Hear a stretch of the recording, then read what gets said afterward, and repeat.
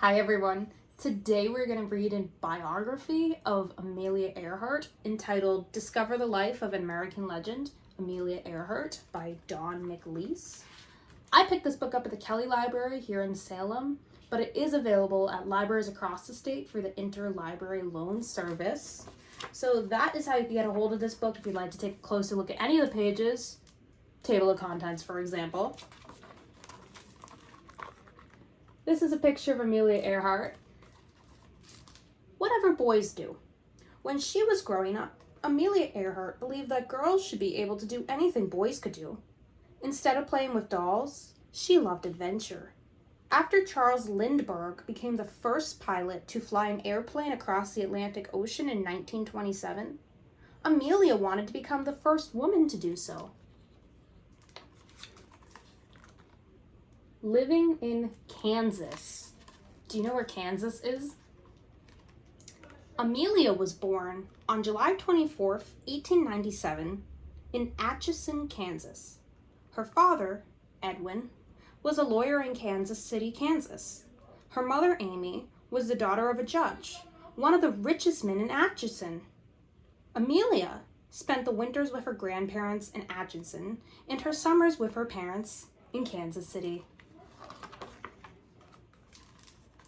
Millie and Pidge. Amelia had a younger sister, Muriel. Because Muriel had trouble saying Amelia, she called her sister Millie or Mealy. Everyone loved Muriel, Pidge. The Earhart sisters weren't like the other girls in Atchison. Instead of wearing frilly dresses, they liked to climb trees and play sports like baseball and football.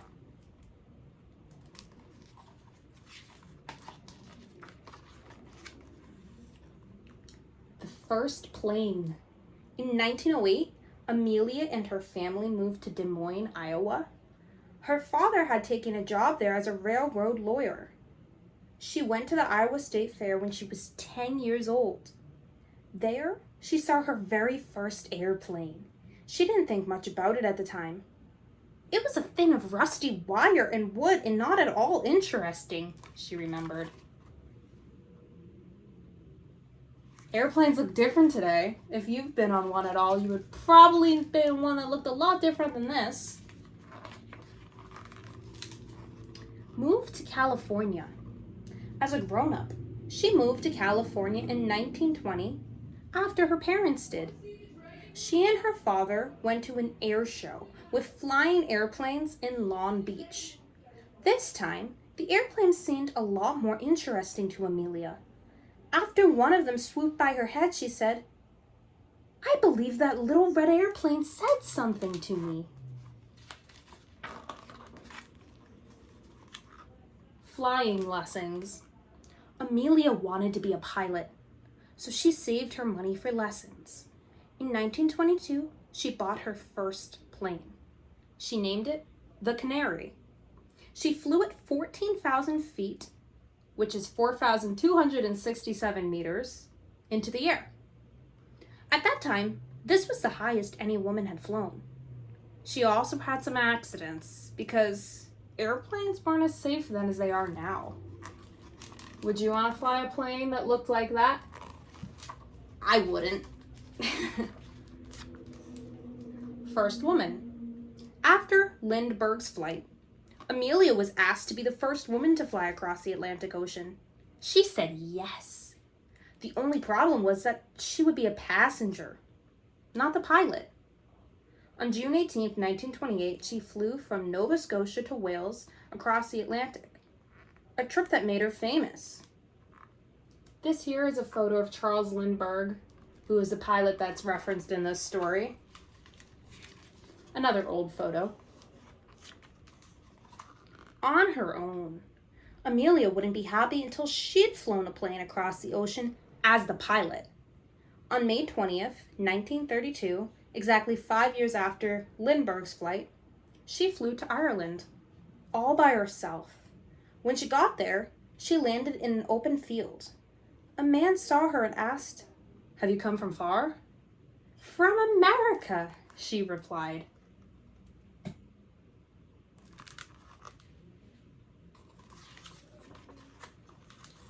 Last flight. After a number of long flights, Amelia wanted to fly all the way around the world.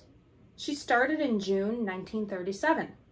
She flew 22,000 miles and only had 7,000 miles to go, but then her plane disappeared. Oh no.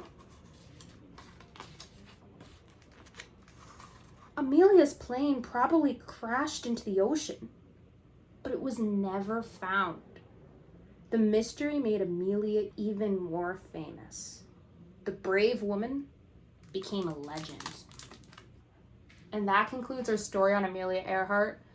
I think this is a very fascinating, inspirational mystery. And for nearly a century, Amelia Earhart's disappearance has fascinated people worldwide.